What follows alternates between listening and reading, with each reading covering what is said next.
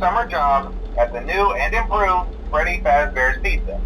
I'm here to talk you through some of the things you can expect to see during your first week here and to help you get started down this new and exciting career path. Now, I want you to forget anything you may have heard about the old location, you know. Some people still have a somewhat negative impression of the company. That old restaurant was kind of left to rot for quite a while, but I want to reassure you, Fazbear Entertainment is committed to family fun and above all, safety. They've spent a small fortune on these new animatronics.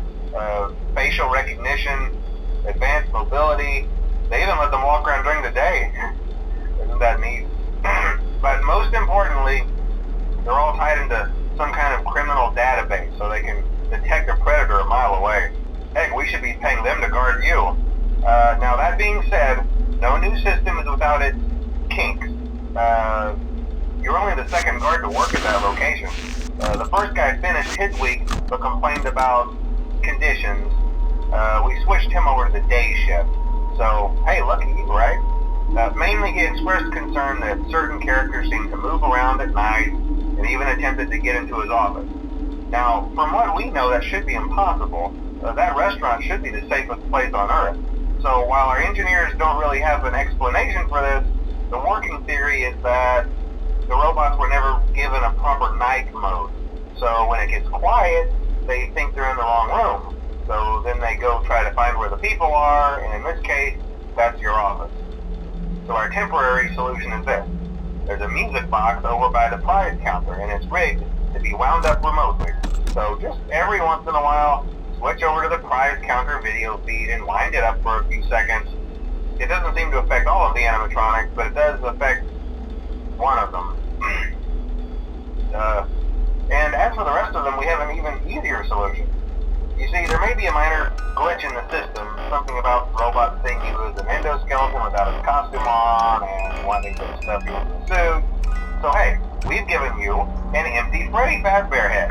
Problem solved. You can put it on any time and leave it on for as long as you want. Eventually anything that wandered in will wander back out. Something else worth mentioning is kind of the quirky modern design of the building. You may have noticed there are no doors for you to close. But hey, you have light, and even though your flashlight can run out of power, the building cannot. So don't worry about the place going dark. Well, I think that's it. You should be golden. Check the lights, put on the Freddy head if you need to. Keep the music box wound up. Piece of cake. Have a good night, and I'll talk to you tomorrow.